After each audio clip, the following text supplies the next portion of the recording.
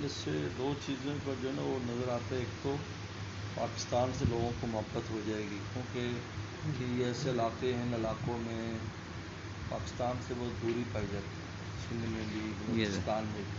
ایسے ہی اب اس وقت پاکستان کے سارے ادارے، عوام بھی اور ہمارے ادارے بھی، فوج سے لے کے نیچے تک، وہ سب تعاون کر رہے ہیں.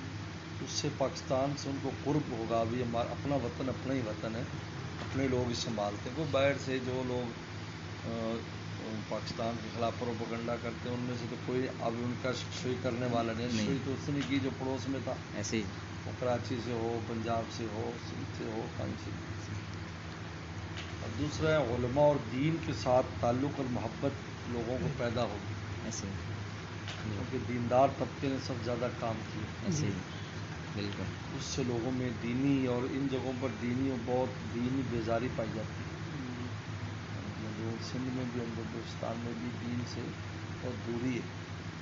دین والوں کی محبت اور اعتماد جو ہے، یہ کلید ہے دین کی محبت کی. اب آپ کو کس سے محبت ہوگی تو اس کے مسلک اور اس پر آنا آسان ہے.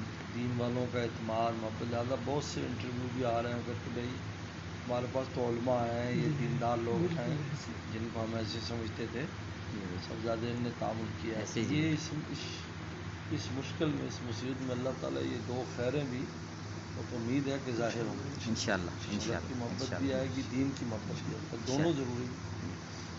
پاکستان اسلامی ملک ہے، اس کی قدر و قیمت ہمیں ہو اور دین کی قدر و قیمت.